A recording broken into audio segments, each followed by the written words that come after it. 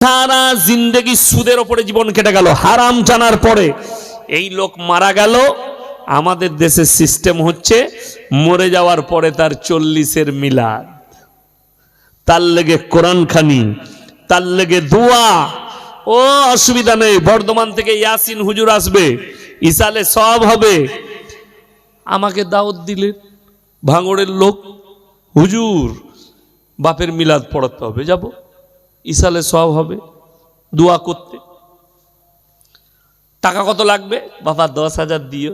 জি জি হুজুর দেবো। দেশি মুরগি দিয়ে ভাত আর পরোটার কাবাব আর ঝেড়ে খেয়ে নিলাম। এরপর শুরু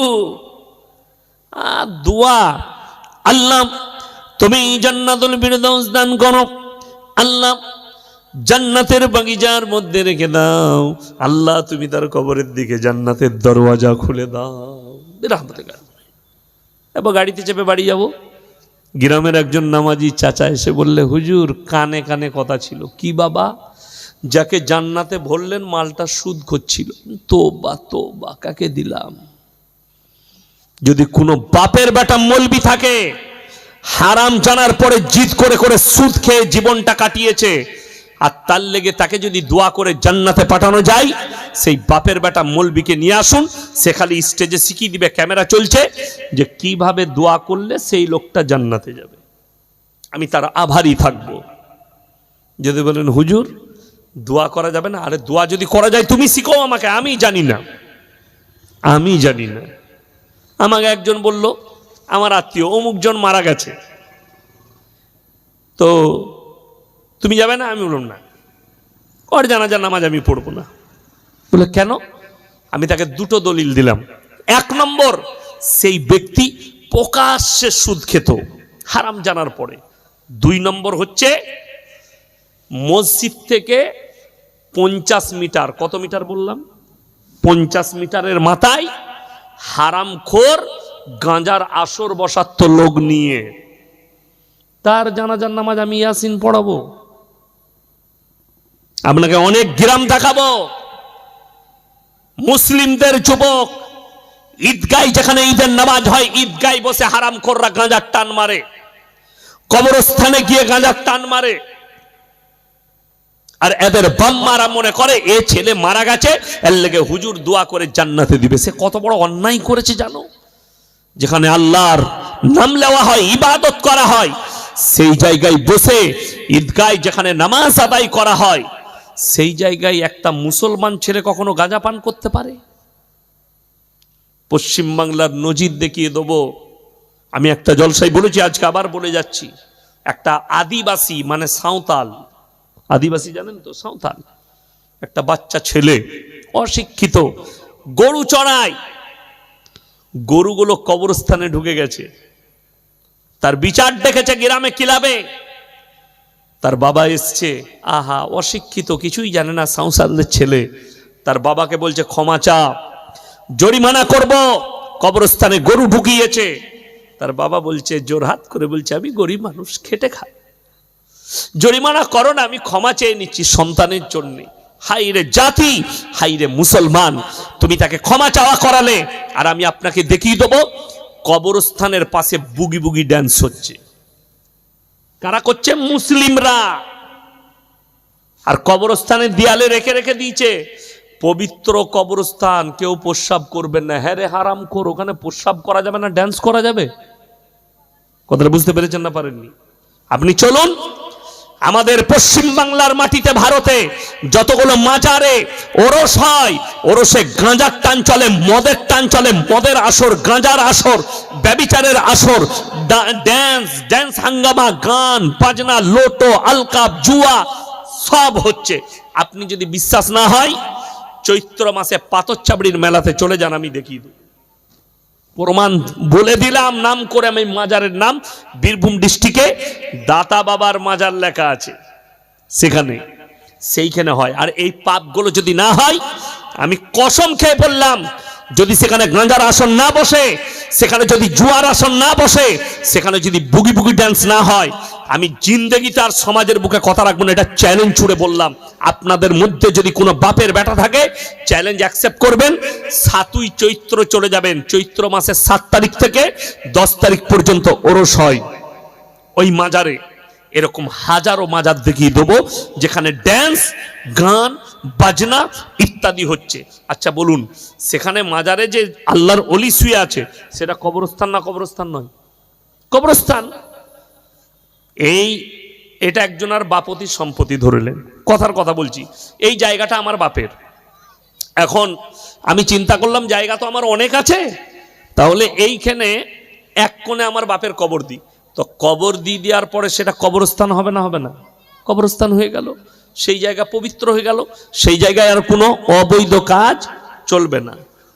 মুসলমান টাস খেলাচ্ছে কবরস্থানের ভেতরে, জুয়া খেলাচ্ছে কবরস্থানের ভেতরে, ঈদগার ভেতরে গাঁজার টান মারছে বসে রাতের বেলায়। এরপর তাদের পাওয়ার বেশি, দেখবেন গাঁজা খেয়ে নিলে মানুষের হুঁশ থাকে, নেশা করলে হুঁশ থাকে না। এরপর একটা ভদ্রলোক কেন মুখ লাগাতে যাবে তার সাথে? লাগাবে কেউ? লাগাবে না। ভদ্রলোক আমার বন্ধুগণ, আমার ভাই, অনুরোধ করে বলছি, পাপটাকে পাপ মনে করুন। হাদিসটা শুনেলেন, রাসূল আকরাম সাল্লাল্লাহু আলাইহি সাল্লাম বললেন, এমন একটা যুগ আসবে আমার উম্মত কিছু মুসলমান রাতের বেলায় ঘুমাবে। কখন বললাম? রাতের বেলায় খানা খেয়ে ঘুমাবে, সকালে যখন উঠবে তাদের চেহারাটা কারুর হবে শুয়োরের মতো আর কারুর হবে বাঁদরের মতো। সাহাবীরা বললেন, ইয়া রাসূলুল্লাহ, তারা কি পাপ করবে? নবীজি বললেন, সে তারা হারাম জিনিসটাকে হালাল করে নিবে, অবৈধকে বৈধ করে নিবে। একটা মুসলমান কি করে সুদকে বৈধ মনে করতে পারে? একটা মুসলমান কি করে লটারিকে বৈধ মনে করতে পারে? একটা মুসলমান কি করে মদ, গাঁজা, হিরোইন, আফিং এইগুলোকে বৈধ মনে করতে পারে? একটা মুসলমান জিনা করাকে কি করে বৈধ মনে করতে পারে? এটা কখনোই নয়, শোভনীয় নয় মুসলমানের জন্য। বিশেষ করে আমার বন্ধুগণ, আমার ভাই, রাগ করবেন না। আপনি বলছেন সারা জিন্দগি মদের ভাঁটিতে জীবন কাটিয়ে মারা গেল, গাঁজার ভাঁটিতে জীবন কাটিয়ে মারা গেল, জীবনে আল্লাহ আল্লাহ রসুলের নাম লাইনি। আজকে সকালেই আমার বাজারে একজন বললে, বয়স্ক লোক, আমার একটু দূর সম্পর্কে আত্মীয় হচ্ছে, বলছে চা খাওয়া। আমি তোমাকে তো আমি চা খাওয়াবো না। বলছে কেন? তুমি নামাজ পড়ো, তুমি শুক্রবার মসজিদে গোসল করে ঢুকো, তোমাকে আমি 500 টাকা দেবো, তোমাকে লুঙ্গি কিনে দেবো, তোমাকে জামা। আমি বললাম জীবনে ঈদের নামাজ পড়েছো? বললে হ্যাঁ। আমরা তুমি একটা সাক্ষী দেখাও। কমপক্ষে 20 জনকে জিজ্ঞেস করলাম যে একে দেখেছিস ঈদগায়? বলে না। 20 জনকে। আমি টাইম দিয়েছি তাকে আমি 10 দিন টাইম দিয়েছি, তুই একটা সাক্ষী লিয়াই যে যার পাশে দাঁড়িয়ে তুই ঈদের নামাজ পড়েছিস। কেন বললাম? আমার গ্রামে ঈদের নামাজ অনেক লম্বা চওড়া, কি বুঝলেন? কমপক্ষে 20,000 লোক নামাজ পড়ে ঈদের।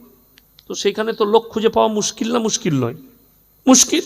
ওই জন্যে আমি বললাম ভাই, এই 10-15 হাজার লোকের ভেতরে খুঁজে পাওয়া মুশকিল, তুই সাক্ষী লিয়াই যে তুই ঈদের নামাজ পড়েছিস। তাকে আমি বললাম, তুই মরে গেলে তোর জানাজা ইয়াসিন পড়বে না, যে পড়বে পড়বে। একদম বাস্তব বলছি আমি, একদম প্রকাশ্যে, তোর জানাজার নামাজ পড়বো না। কেন? সে জীবনে ঢুকে মসজিদের মেম্বারটা কিরকম সেটাও দেখেনি। যারা বেনামাজি বসে আছেন শুনেলেন, কান খুলে শুনেন, নবীজি সাল্লাল্লাহু আলাইহি সাল্লামের হাদিস, যার নামাজ নেই তার মধ্যে ইসলাম নেই। যার নামাজ নেই তার কি নেই বললাম? ইসলাম নেই।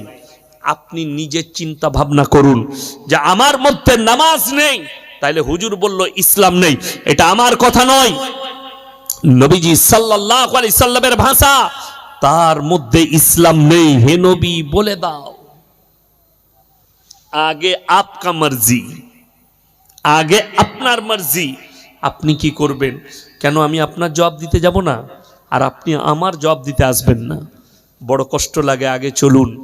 যারা মনে মনে করছেন ইয়াসিন ভাই আপনি যাই বলুন আমি তো জান্নাতে যাবই, যারা মনে করছেন আপনি যেটাই বলুন আমি তো জান্নাতে যাবই, হুজুর আছে আমার দোয়া করবে, অমুক পীর আছে আমার জন্য দোয়া করবে, আমি তোমাকে পীরের গল্প শোনাবো না।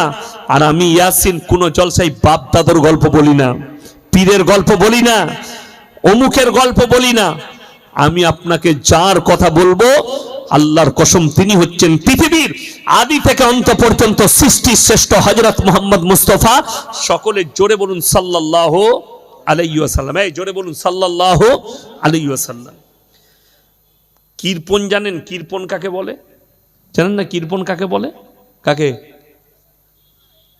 ছোট লোক কীর্পন ইসলামের পরিভাষায় সব থেকে বড় কীর্পন হচ্ছে যারা নবীজি সাল্লাল্লাহু আলাইহি সাল্লামের নাম শুনলো আর দরুদ পাঠ করলো না। রসুলের হাদিস, কেউ যদি একবার দরুদ পাঠ করে আল্লাহ তার উপরে 10 বার রহমত বর্ষিত করেন। জোরে বলুন সুবহানাল্লাহ। একবার, সবাই একবার জোরে বলুন সাল্লাল্লাহু আলাইহি ওয়াসাল্লাম। আপনার উপরে 10 বার রহমত বর্ষিত হলো। 10 বার যদি দরুদ পড়েন 10 বার রহমত বর্ষিত হবে। 100 বার দরুদ পাঠ করলে 110 হাজার বার হবে। আমার বন্ধুগণ, আমার ভাই, নবী আকরাম সাল্লাল্লাহু আলাইহি সাল্লাম পৃথিবীর শ্রেষ্ঠ ব্যক্তি। ইমানদারির সঙ্গে বলুন তো, কিয়ামত পর্যন্ত এরকম দামি লোক পৃথিবীতে আর কেউ আসবে? কথা বলেন, আসবে না, কেউ আসবে না নবীজি সাল্লাল্লাহু আলাইহি সাল্লামের মতো। আল্লাহর নবীর কাছে হাদিসে আছে, খবর এলো, হে আল্লাহর নবী, আপনার চাচা যান মৃত্যুর শয্যায় আছেন, জাকামদানি হচ্ছে, মারা যেতে পারেন। নবীজি ছুটলেন, চাচার হাতটা টিপে ধরলেন আর বললেন, হে আমার চাচা, আমি তোমার ভাইপো মুহাম্মদ, আল্লাহর নবী, আপনাকে দেখে আমার কষ্ট হচ্ছে, একবার খালি কলমাটা পড়ে নিন, আমি আল্লাহর কাছে তোমার জন্য কেঁদে কেঁদে ক্ষমা চাইব। নবীজি সাল্লাল্লাহু আলাইহি সাল্লামের চাচা জানের উত্তর কি হলো জানেন? আমি যদি বার্ধক্যে কলমা পড়ি লোকে বলবে মৃত্যু ভয়ে কলমা পড়েছে, আমার সম্মান চলে যাবে, আমি কলমা পড়তে পারবো না। তিনি কলমা পড়লেন না। আল্লাহ তাআলা আয়াত পাঠালেন নবীজির কাছে, ইন্নাকা লা তাহদি মান আহবাবতা ওয়ালাকিন্নাল্লাহা ইয়াহদি মান ইয়াশা। হে আমার নবী, হিদায়েতের দপ্তরটা সকলে বলুন কার কাছে? আল্লাহর কাছে, আমার হাতে। আমার ইচ্ছা নেই তোমার চাচা কলমা পড়তে পারবে না। নবীজি সাল্লাল্লাহু আলাইহি সাল্লামের চাচা যান দুনিয়া ছাড়লেন, রাসূলের চোখ দিয়ে পানি, দাড়ি মুবারক ভিজে গেল। এরপরে নবীজি আল্লাহকে বললেন, ওগো আল্লাহ, তুমি আমাকে যতদিন না নিষেধ করবে আমি আমার চাচার জন্য কেঁদে কেঁদে ক্ষমা চাইব। নবীজি দোয়া করছেন, ক্ষমা চাইছেন, ওগো আল্লাহ, এটা আমার হিতাকাঙ্ক্ষী চাচা, তুমি একে ক্ষমা করে দাও। আমার আল্লাহর সঙ্গে সঙ্গে জিবরিল আমিনকে পাঠালেন, মা কানা লিন নাবিয়্যি ওয়াল্লাযীনা আমানু আইয়াস্তাগফিরু লিল মুশরিকিন ওয়ালাউ কানু উলি কুরবা। হে নবী, শুনে নাও, যারা মুশরিক হয়ে বেঈমান কাফের বদ্দিন হয়ে মারা গেছে তাদের জন্য দোয়া করতে পাবে না, যদিও তারা তোমাদের নিকটতম আত্মীয় হয়। এটা কোরআন। নবীজিকে আল্লাহ নিষেধ করলেন, দোয়া করতে পাবে না, বদ্দিন হয়ে মারা গেছে, মুশরিক কাফের হয়ে মারা গেছে। আপনি ভেবে দেখুন, আল্লাহ কোরআনে বললেন, যারা হারাম জানার পরে সুদ খেলো তারা যেন আল্লাহর সঙ্গে যুদ্ধ ঘোষণা করে দিল। এই যুদ্ধ ঘোষণা করার পরে সেই লোক আর মুমিন থাকতে পারে না। তাহলে আপনি ভেবে দেখুন, সেই লোক যদি মুমিন না থাকে তাহলে সেই লোকের লেগে দোয়া কি করে করবেন আপনি? আল্লাহ তো নিষেধ করলেন দোয়া করতে। আপনার ব্রেনে আঘাত লাগবে, বুকে ব্যথা লাগবে। এটা নবীজি সাল্লাল্লাহু আলাইহি সাল্লামের চাচা যান। আগে চলুন, পৃথিবীতে যতগুলো নবী পয়গম্বর এসেছেন, আল্লাহ পাঠিয়েছেন, সব থেকে বেশি দিন যিনি তাবলীগ করেছেন তার নাম হচ্ছে হযরতে নূহ নবী।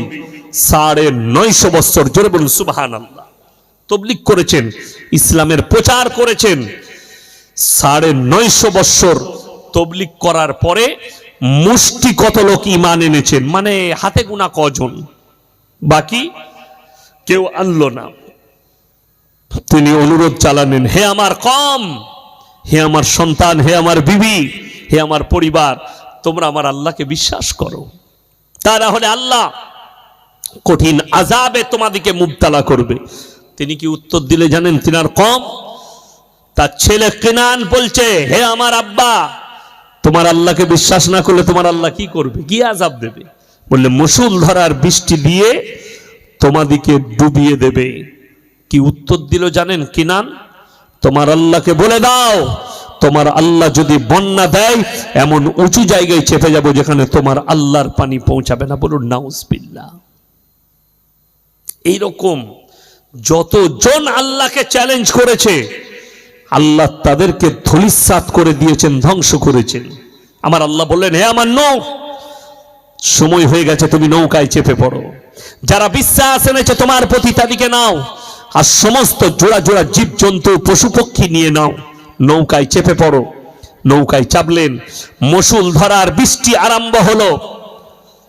গোটা পৃথিবীতে মুফাসসিরিনরা লিখছেন, ইসলামের বিশেষজ্ঞরা লিখছেন, পৃথিবীর বুকে আজকে তারিখ হচ্ছে আপনার 7ই জানুয়ারি, আজকের তারিখ পর্যন্ত পৃথিবীর বুকে অত বড় প্রলয় ঘটেনি যেটা নূহ নবীর জামানায় ঘটেছিল। সমুদ্রের পানিকে আল্লাহ 1200 থেকে 1250 ফুট উপরে তুলে দিয়েছিলেন। গোটা পৃথিবী ডুবে গেল। নৌকার উপরে নূহ নবী, তার সন্তান তার কম হাবুডুবু খেয়ে মারা যাচ্ছে। নূহ নবী চোখে দেখতে পেলেন, আমার জন্ম দিয়ে আমার রক্ত ছুটছে, আমার সন্তান মারা যাচ্ছে। নূহ নবী থাকতে পারেনি, আল্লাহর কাছে হাত তুলে বসলেন। কি বললেন? লা আসিমাল ইয়াউমা মিন আমরিল্লাহ, ওগো আল্লাহ, এটা আমার ওরসজাত পুত্র, আপনি একে রক্ষা করুন, আমার সন্তানকে বাঁচিয়েলেন। আমার আল্লাহ ধমক দিলেন, লামিনাল খাসিরিন, যে আমাকে মানেনি, আমার নবীকে মানেনি, আমার দ্বীনকে মানেনি, তার জন্য আমার কাছে আবেদন নিবেদন করো না, লামিনাল খাসিরিন, তা না হলে তোমাকেও ক্ষতিগ্রস্তদের মধ্যে ফেলে দেব। নূহ নবীর চোখে পানি, নূহ নবীর দোয়া বন্ধ হয়ে গেল। সন্তানের জন্য আল্লাহ নিষেধ করলেন, তুমি যদি আর একবার দোয়া চাও তোমাকেও আমি এই ক্ষতিগ্রস্তদের মধ্যে ফেলে দেবো, তোমার নৌকা উল্টি দেওয়া হবে। নূহ নবী চোখ দিয়ে পানি এলো, দোয়া বন্ধ হয়ে গেল। ভেবে দেখুন, একজন বাপ তার সন্তানের জন্য দোয়া করতে চেয়েছে, আল্লাহ নিষেধ করেছেন। আল্লাহকে অবিশ্বাস করার কারণে আপনার ছেলে চিরজীবন মদের ভাঁটিতে হারাম জানার পরে কাটিয়ে দিয়েছে, গাঁজার ভাঁটিতে কাটিয়েছে, জীবনে মসজিদে পা রাখেনি, জীবনে আল্লাহ আল্লাহ রসুলের কথা শুনেনি, জীবনে সে কোনোদিন বলল না যে আল্লাহ আমি অন্যায় করেছি। আপনি কি মনে করছেন আমার ভাই, আপনার সন্তান, আপনার পরিবার কেউ যদি এরকম হারাম কাজে লিপ্ত থাকে, আপনি কালকেই দাওয়াত দেন, কালকেই দাওয়াত দেন। ইজতেমায় এতগুলো মানুষ, মাতাল, গাঁজাখোর, ফাঁজাখোর, সবাই যাওয়ার উদ্দেশ্য কি জানেন? সবাইকে আমি বলেছি সবাই যাও, একটা মাতাল মদ খায়, গোসল করে চলে যাও আজকে। কেন? তুমি যদি ওখানে হাতটা তুলো আর যদি বলো আল্লাহ আমি জীবনে যা পাপ করেছি, এতগুলো মানুষ এখানে হাজির হয়েছে, আজকে তুমি আমাকে ক্ষমা করে দাও। আল্লাহর কসম, আল্লাহ কোরআনে বলেছেন, জানেন একটা মানুষের সব থেকে প্রিয় কে? আল্লাহ। আল্লাহ কেন?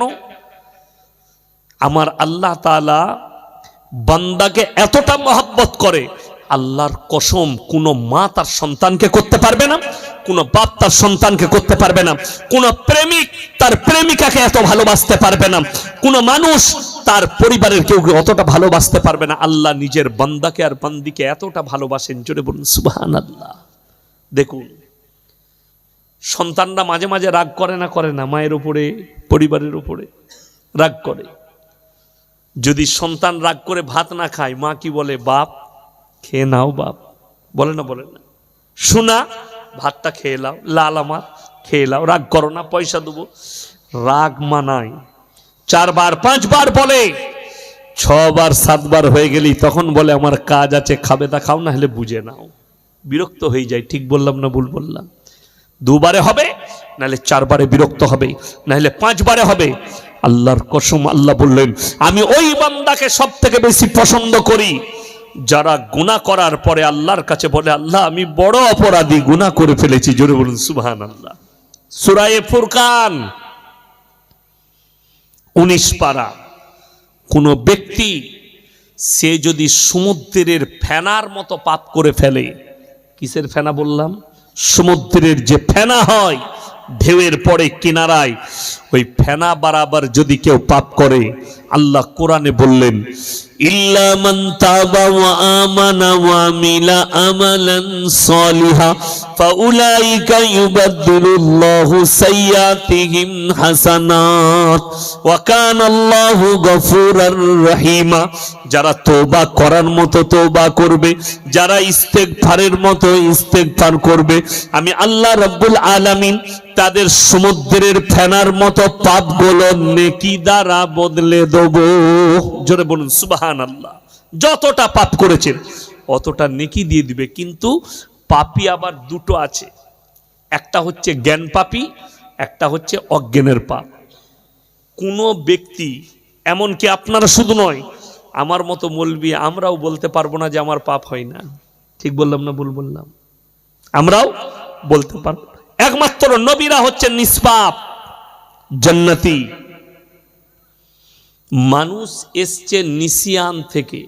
মানুষ মানে হচ্ছে ভুলে যাওয়া।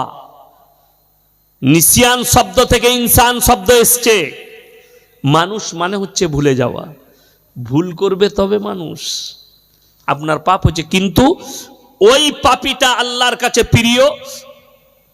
অজান্তে আমাদের পাপ হয় না? হয় না।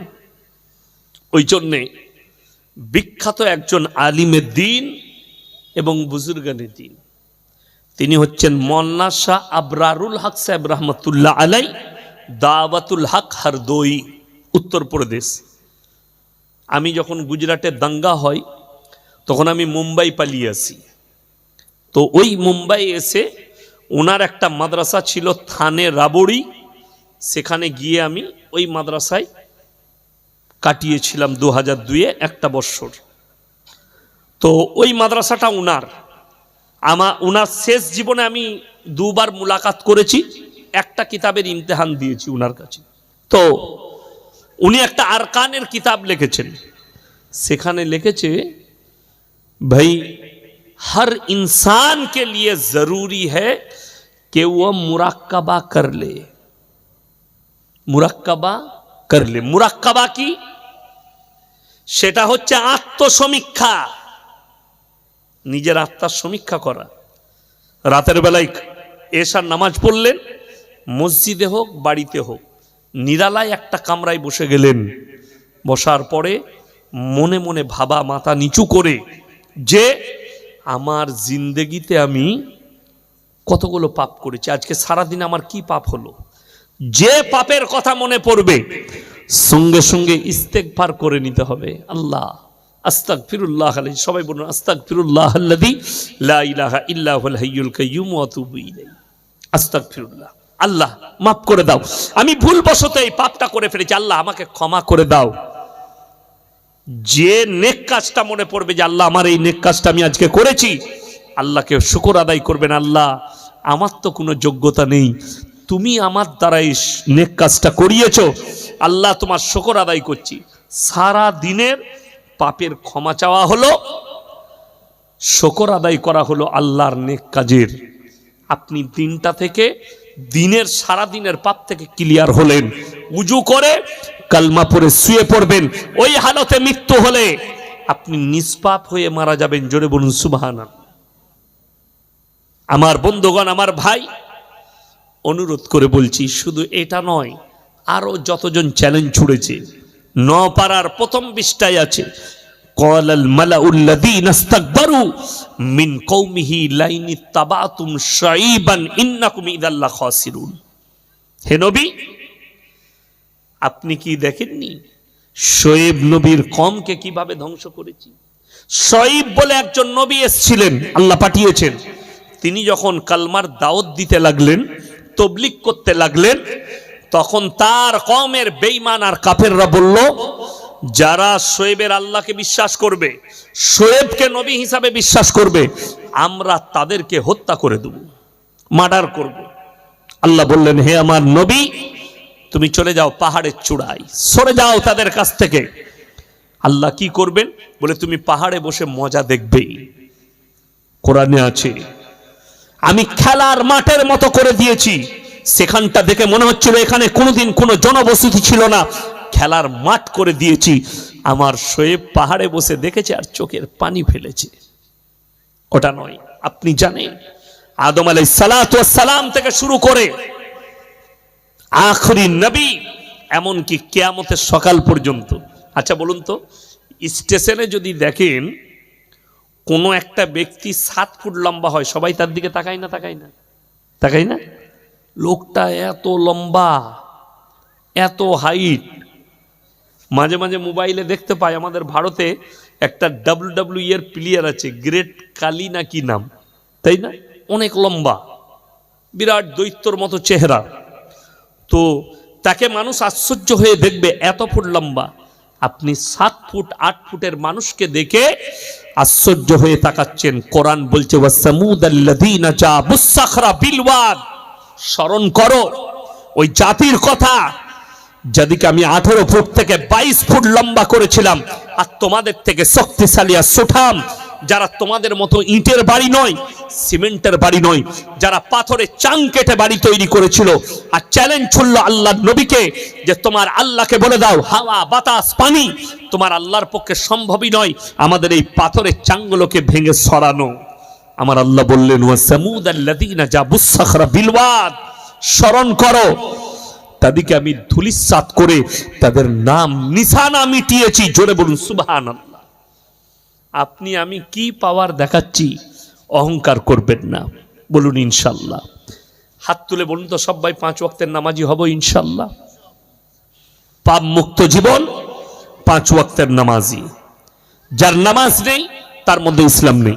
আমার যারা যুবক আছেন, বেনামাজি মা বোন আছেন, ভাই আছেন, যারা শুনছেন, যাদের মনে মনে হচ্ছে হুজুর নামাজে কি ফায়দা আছে, নামাজের ফায়দা আমার আল্লাহ নিজে বলেছেন, ইন্নাস সালাতা তানহা আনিল ফাহশাই ওয়াল মুনকার, নিশ্চয় নামাজ এমন একটা ইবাদত, মানুষ যখন নামাজ পড়ে খারাপ কাজ থেকে আস্তে আস্তে সরিয়ে নামাজটা দিকে ভালো কাজের জন্য নিয়ে আসে। যদি বলুন না সুবহানাল্লাহ। দেখুন, সঙ্গ দোষে লোহা ভাসে। যাদের সন্তান আছে, যারা আমার যুবক আছো, তাদেরকে বলছি ভালো জায়গায় ভালো মানুষের কাছে উঠা বসা করবে, ভালো জ্ঞান পাবে, ভালো কথা পাবে, ঠিক কি না? আচ্ছা, কোন ছেলে সে যদি গাঁজার আসরে উঠা বসা করে, 6 মাস পরে, 1 মাস পরে, 2 মাস পরে সেই ছেলেটাও গাঁজার টান মারবে, ঠিক কি না? যেহেতু সঙ্গগুলো খারাপ, মদের আড্ডায় বসবেন, মদ পান করবেন। আমার ড্রাইভার আমাকে নামিয়ে দিয়ে চলে গেল গাড়ি নিয়ে, আমি কালকে আসাম চলে যাব, এয়ারপোর্টে টিকিট আছে সকালে। তো আমার ড্রাইভারকে কে কে দেখলেন? এখন আপনি দেখলেন? দেখেননি। বাকি যারা কামরাই ছিল তারা দেখলো, নাস্তা করলো। আমার থেকেও বড় বড় দাড়ি, ওকে দেখে হুজুর মনে করবে লোকে, লম্বা জামা, বড় বড় দাড়ি। আশ্চর্যের বিষয় কি জানেন? ও 9 বৎসর আমার গাড়ি চালাচ্ছে, আমার নিজের আত্মীয়, 9 বৎসর। যেদিনে আমার গাড়ির স্টাইরিংটাই চাপে, আমার একটা ড্রাইভার ছিল, সেও খুব ভালো ছেলে, তার ডাক নাম রবি, ভালো নামটা আমার মনে নেই। সে আমার অনেক দিন গাড়ি চালিয়েছে, খুব ভালো। হঠাৎ করে তার আব্বার ক্যান্সার দেখা দিল। আমি বললাম চিকিৎসায় চলে যাও, বোম্বে নিয়ে চিকিৎসা হয়েছে, এখন আল্লাহ দিয়েছে সুস্থ আছে। এখন একজন ডাক্তারের, আমাদের ওখানে ডাক্তারের গাড়ি চালাচ্ছে। তো সেই দিন থেকে আমার গাড়িতে চেপেছে, 9 বৎসর হলো। যেদিনে গাড়িতে চেপেছে, হাতে একটা চেন, এক হাতে সুতো, একটা বালা, গলায় একটা রূপোর চেন, চুলের কাটিং আলাদা, জিন্সের প্যান্ট আর গেঞ্জি, আর গাড়িতে চাপার আগে গুটকা ছিঁড়ে মুখে ভরা। বিশ্বাস করুন, আমি তাকে একদিনও দাওয়াত দিইনি, একদিন দাওয়াত দিইনি। একটা সেকেন্ডের জন্য আমি একটা কথা বলিনি। কেন? আমি একে বলা মাত্র নেমে পালিয়ে যাবে, আমি আপনার গাড়ি চালাতে পারবো না, বলবে না, বলবে না। ওই জন্যে আমি তাকে দাওয়াত দিইনি। কেন? আমার একটা বিশ্বাস ছিল, সঙ্গ যদি ভালো হয়, সে আমার সাথে থাকছে, আল্লাহ তাকে পরিবর্তন করবি। প্রথম সিজন গাড়ি চালালো 6 মাস।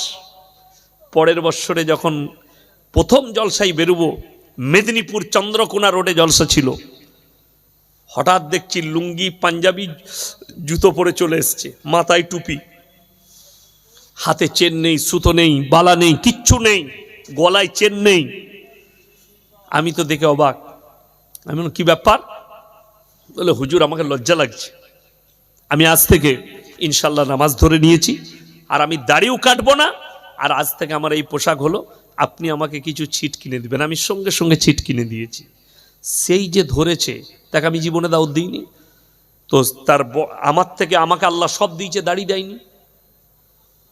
কি বুঝতে পেরেছেন না পারেননি? আমার অনেকজনা মনে করেন না যে আমি দাড়ি কেটেছি হাত দিয়ে, আপনি বুঝতে পারছেন দাড়ি কাটা আমার না, হাত লাগাইনি জীবনে। আমার পড়ার জীবন থেকে, স্কুল লাইফ থেকে আজ পর্যন্ত দাড়িতে হাত লাগাইনি।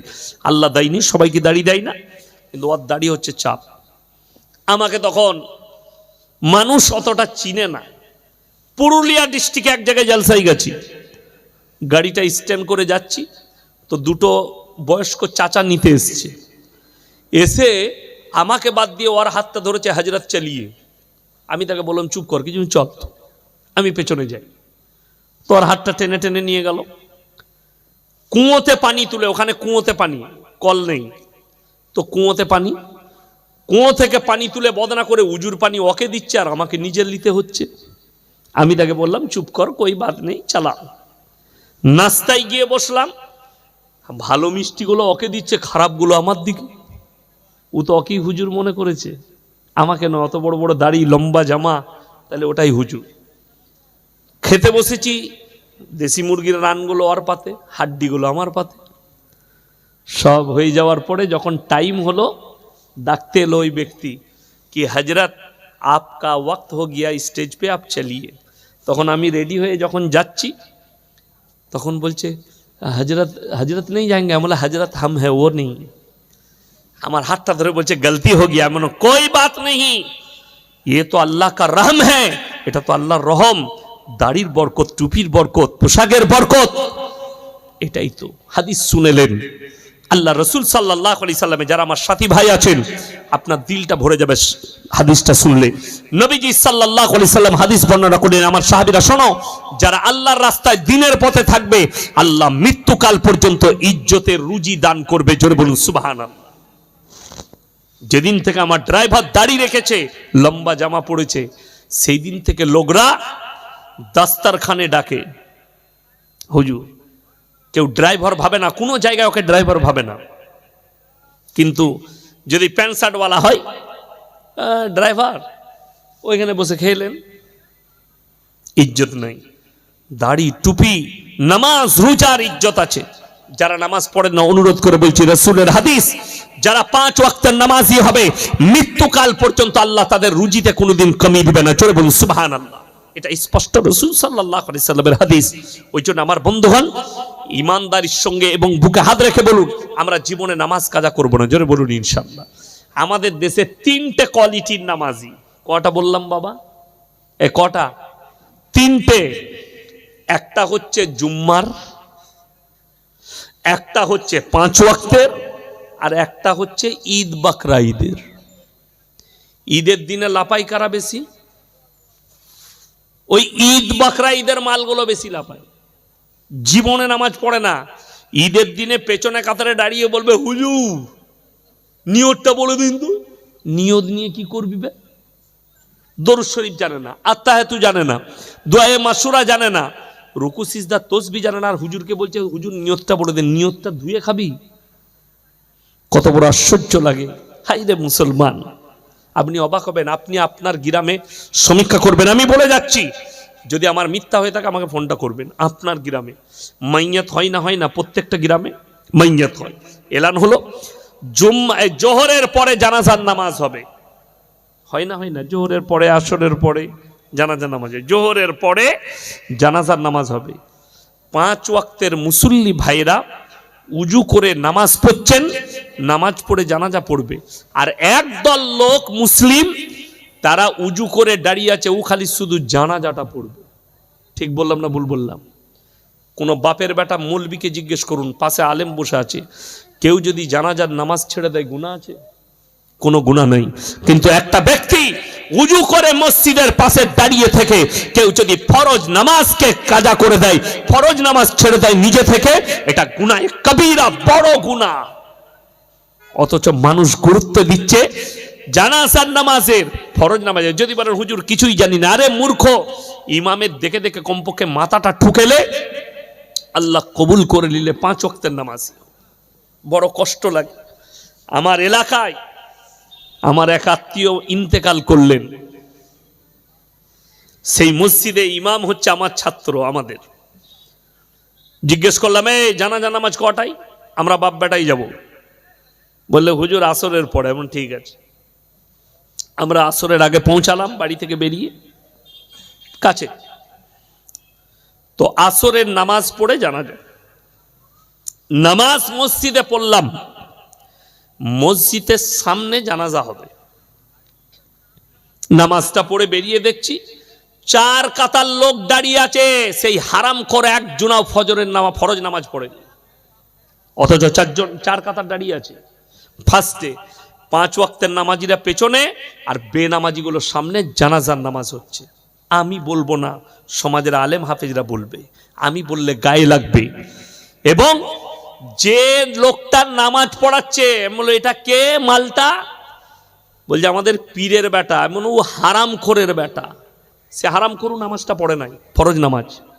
উজু করে প্যান্ট শার্ট পরেছে, প্যান্টটা গুটিয়ে দিয়ে একটা পাঞ্জাবি পড়েছে মুসলমানের মতো, নামাজটা পড়িয়ে দিয়ে পালিয়ে গেল। ফরজ নামাজও পড়েনি।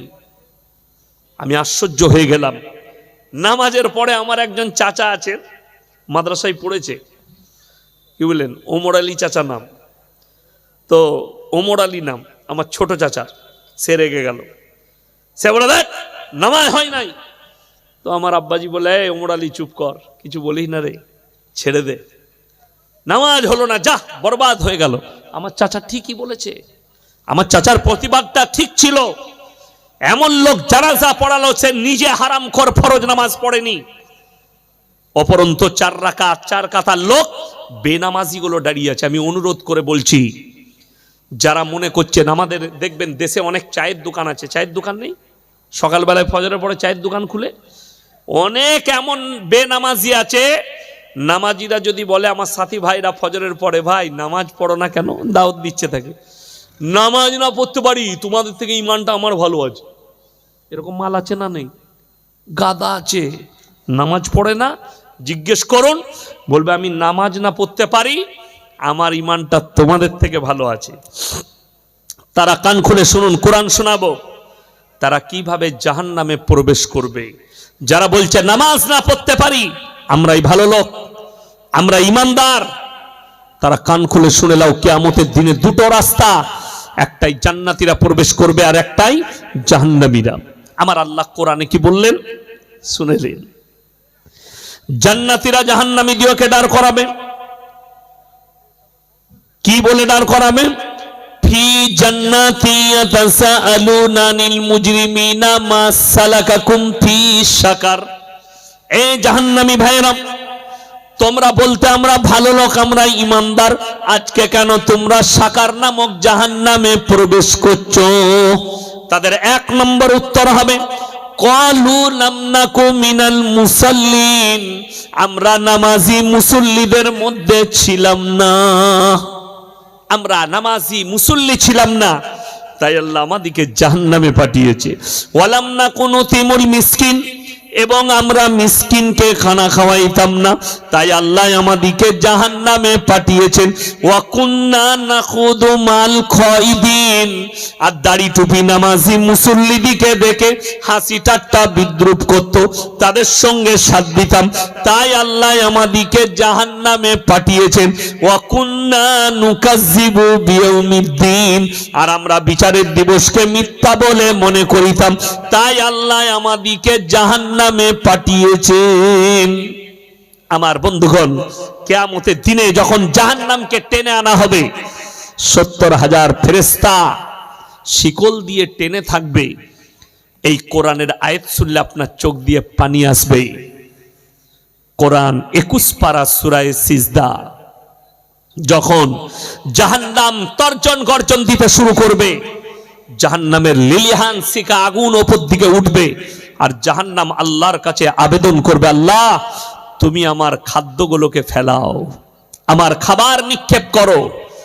জাহান্নামীরা যখন এই সব দেখতে পাবে, কোরআনে আছে তারা আল্লাহকে অঙ্গীকার করে কি বলবে জানেন? কেঁদে আল্লাহর দিকে তারা মুখ তুলে দিবে, হাত তুলে দিবে, আর আল্লাহকে বলবে রব্বানা ইয়াবসারনা ওয়াসামিনা ফারজিনা নামাল সলিহা ইন্না মুকিনুন।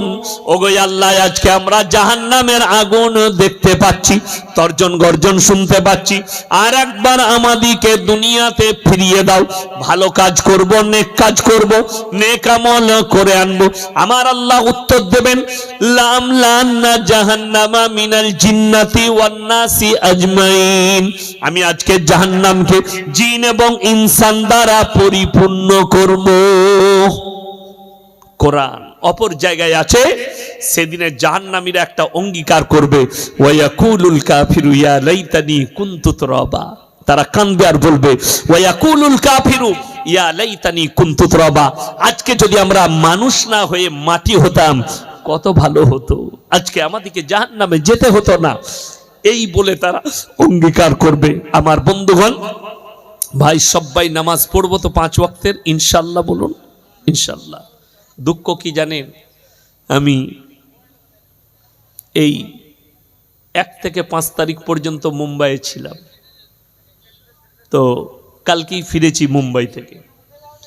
তো দুঃখ হচ্ছে, আমি 1 সপ্তাহ আগে একটা জলসা করলাম, বলেছি যে ভাই আমাদের পশ্চিম বাংলায় যদি 100টা জলসা কমিটি থাকে, 95টা জলসা কমিটি বেনামাজি, নামাজি পড়ে না।